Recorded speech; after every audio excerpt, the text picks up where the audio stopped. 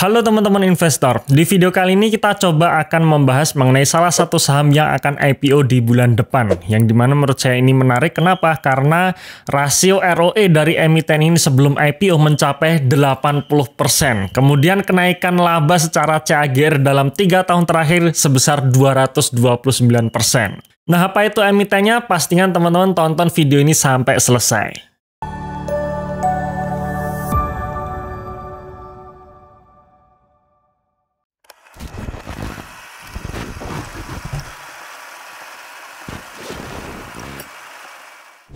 Ya, kali ini kita akan membahas mengenai MP Store ya, atau emiten yang akan IPO dengan kode emiten MPIX. Yang dimana MPIX ini merupakan perusahaan yang bergerak di bidang digital ya, atau perusahaan digital yang dimana perusahaan ini memiliki fitur unggulan, aplikasi unggulan yaitu yang namanya MP Store. Nah, apa itu MP Store? MP Store ini adalah aplikasi jual beli grosir ya, jadi lebih ke pedagang grosir. Beberapa fitur unik dari MP Store ini antara lain yang pertama kita bisa melakukan jualan PPOB lengkap ya. PPOB itu payment point, jadi seperti membayar tagihan, membeli pulsa maupun pelayanan bank ya. Kemudian ada fitur kasir yang juga bisa dimanfaatkan oleh para pedagang. Kemudian ada agen logistik, kulakan e-grocery, jualan di sekitar mini ATM, bahkan ada akses permodalan untuk KUR. Jadi MP Store ini sudah bekerja sama dengan salah satu bank swasta untuk menyalurkan KUR. Seiring berjalannya waktu, MP Store ini juga sudah menjadi super apps yang dimana selain fitur-fitur tadi, menunya ini juga sangat banyak ya. Jadi kalau misalkan kawan-kawan mau mengecek ya tentang MP Store ini, teman-teman bisa download aplikasinya baik di App Store maupun di Google Play ya, namanya MP Store.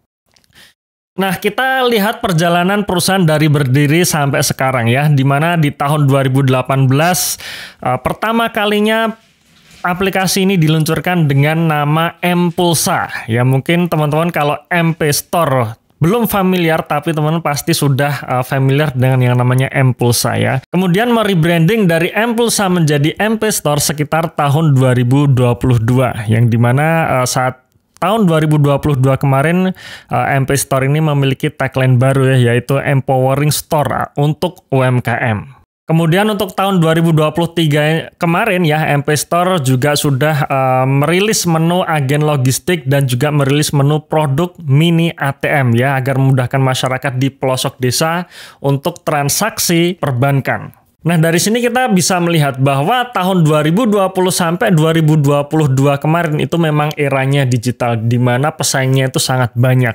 Dan akhirnya banyak perusahaan-perusahaan yang kolaps. Nah, menariknya MP Store ini mampu survive ya. Nanti akan kita lihat bagaimana kinerja untuk MP Store ini di dari tahun 2020 sampai 2023. Oke, kemudian pastinya MP Store ini tidak akan tumbuh tanpa dibantu dengan mitra UMKM ya, dan sampai posisi Juli 2023 sudah ada sekitar 500.000 mitra UMKM yang terdaftar sebagai mitranya MP Store. Dan pertumbuhan mitra UMKM-nya ini cukup bagus, di mana tahun 2020 ada sekitar 300.000 mitra UMKM, tahun 2021 naik menjadi 400.000 mitra UMKM, tahun 2022 menjadi 460.000, dan pertengahan tahun 2023 sudah mencapai 512.000 mitra UMKM. Nah, selanjutnya ini dia tanggal-tanggal perusahaan melakukan IPO ya. Jadi untuk jumlah saham yang ditawarkan ada 312.500.000 lembar saham dengan harga penawaran antara 256 sampai 268 rupiah per lembar saham. Nanti kita akan hitung secara valuasinya ya.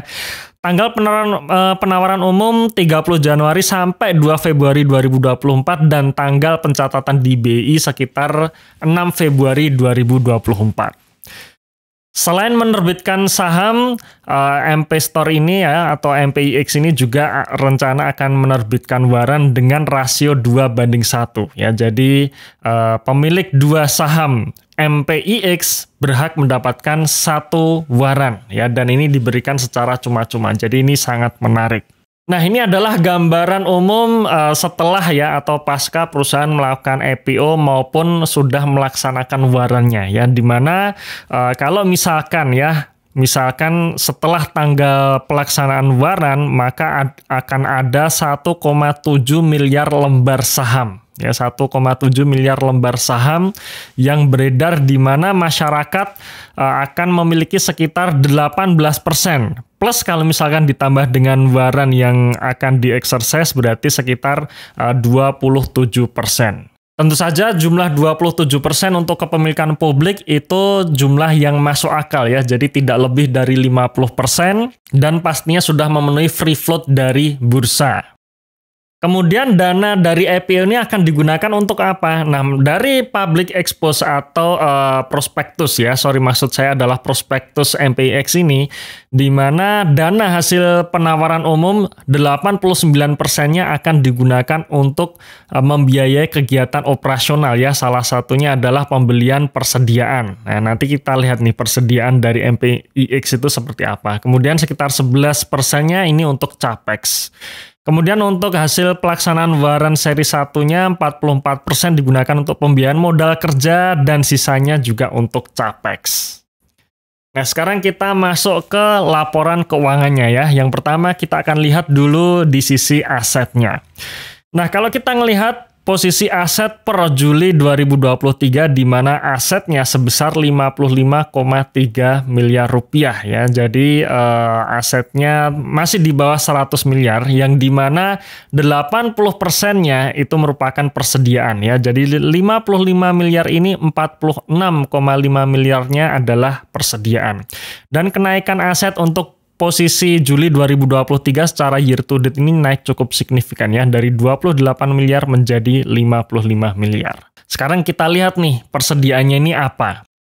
Nah, dari 46,5 miliar tersebut, persediaan terbesar ada di pulsa, paket data, dan lainnya, ya, yaitu sebesar 32,9 miliar. Kemudian PPOB-nya 6,9 miliar, isi ulang e-money 5,2 miliar, dan isi ulang game 1,4 miliar rupiah. Jadi memang bisa dikatakan perputaran terbesar dari bisnis MPIX ini adalah pulsa maupun paket data. Di sisi liabilitas atau hutangnya menurut saya juga menarik ya, karena bisa dikatakan perusahaan hampir tidak punya hutang bank ya, di mana hutang banknya sendiri untuk jangka pendeknya hanya 332 juta dan untuk jangka panjangnya 1,5 miliar rupiah. Artinya kalau kita hitung berdasarkan ekuitas posisi Juli 2023, DER-nya hanya 1,6% saja. Ya, sekali lagi 1,6% ini adalah DER yang kita hitung hanya berdasarkan hutang banknya saja alias hutang buruknya. Lalu bagaimana dengan laporan laba ruginya? Nah, ini yang menarik. Kalau kita bicara mengenai bisnis digital ya, bisnis digital yang besar-besar di Indonesia ini mayoritas masih membukukan rugi. Nah, ini berbeda dengan MPIX, di mana MPIX ini sudah menghasilkan laba, bahkan sejak tahun 2020 sampai 2023 sudah menghasilkan laba dan kenaikan labanya sangat signifikan. Nah, kita lihat dulu penjualan untuk posisi Juli 2023. Penjualannya mencapai 485 miliar rupiah ya, dan ini angkanya jauh lebih tinggi dibandingkan asetnya tadi yang hanya 55 miliar ya. Jadi perputaran produknya, perputaran persediaannya itu sangat kencang sekali ya, sangat bagus. Laba kotornya 19 miliar, artinya memang secara gross profit margin itu memang kecil. Kenapa? Karena ya itu tadi ya, di mana perputaran perusahaan ini mayoritas adalah di jualan pulsa maupun paket data, maka memang marginnya kecil. Tetapi menurut saya nggak masalah, margin yang kecil, yang penting perputarannya itu besar, akhirnya juga menghasilkan rasio yang sangat bagus ya. Dan dari 19,5 miliar laba kotor ini, 12 miliarnya itu menjadi laba bersih. Nah, yang menarik sebenarnya bukan di masalah gross profit margin atau net profit marginnya ya, bukan. Tetapi yang menarik adalah growth-nya. Yang dimana pertama perusahaan digital ini sudah menghasilkan laba, yang kedua growth-nya sangat bagus.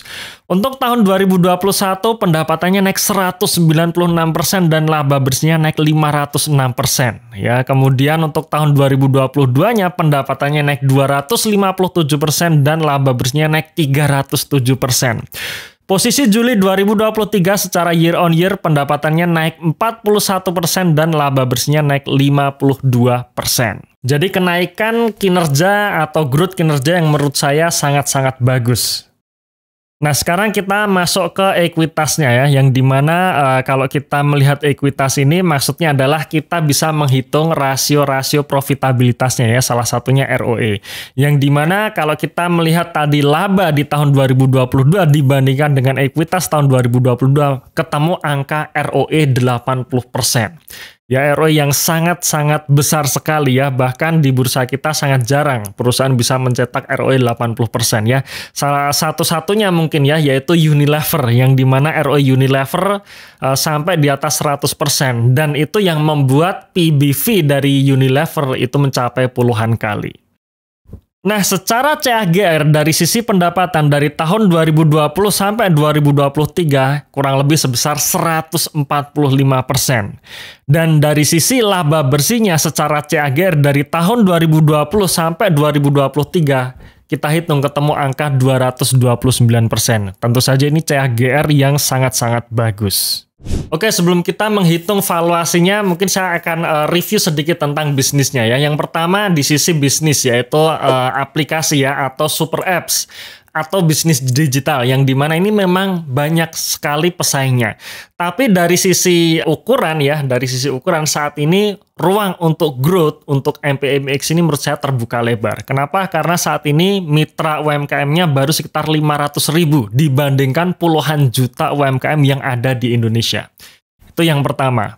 Kemudian yang kedua, secara neraca menurut saya sangat sehat, yang dimana perusahaan hanya memiliki DER ya, memiliki hutang bank, dan jika kita hitung secara debt to equity ratio atau DER kurang lebih hanya sekitar 1,6% saja. Artinya ini memang neracanya sangat sehat.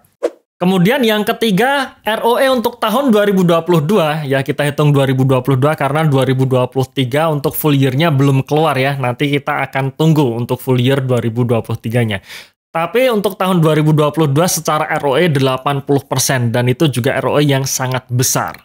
Kemudian tentu saja yang keempat adalah pertumbuhan kinerja yang sangat bagus. Di mana dari sisi pendapatan CAGR dalam 3 tahun terakhir sebesar 145% dan CAGR secara laba bersih sebesar 229%. Nah, sekarang kita masuk hitung-hitungan mengenai valuasi saat harga IPO nanti ya. Hitung-hitungannya yang pertama kita proyeksikan untuk laba bersih sepanjang tahun 2023 anggap saja sebesar 20 miliar rupiah ya, yang dimana tadi kita sudah melihat bahwa posisi Juli 2023 laba bersihnya 12 miliar. Kemudian setelah IPO maupun waran yang sudah dilaksanakan ya atau di-exercise, maka akan ada 1,7 miliar lembar saham, di mana kepemilikan publik masih di bawah 40%, yang menurut saya itu porsi kepemilikan yang lumrah ya, yang wajar ya, tidak di atas 50%. Kemudian posisi ekuitas saat ini sekitar 39,8 miliar. Dengan target dana IPO sekitar 80 miliar, maka ketemu ekuitas kurang lebih sekitar 120 miliar. Artinya kalau kita lihat atau kita hitung angka harga IPO di 256, itu menunjukkan PBV 3,6 kali dengan PI rasio 21 kalinya. Kalau kita hitung harga IPO di harga 268 menunjukkan level PBV 3,8 kali dengan PI rasio 22 kalinya. Yang dimana menurut saya itu adalah valuasi yang masih wajar ya. Yang dimana kalau kita lihat IPO-IPO yang lain rata-rata PBV-nya bisa sampai puluhan kali, PI rasionya bisa sampai ratusan kali.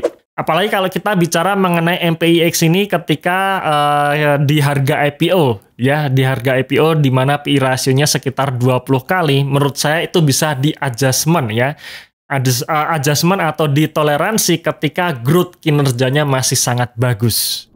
Nah oke, itu tadi review saya mengenai IPO MPIX. Dan sekali lagi teman-teman sekalian ya, bahwa apa yang saya bahas di video kali ini hanya sebagai informasi umum saja. pastikan teman-teman untuk analisa ulang sebelum melakukan eksekusi. Karena semua resiko pada akhirnya ditanggung oleh investor masing-masing. Oke, terima kasih sudah menonton video ini sampai akhir. Tunggu video kami selanjutnya dan salam Passive Income.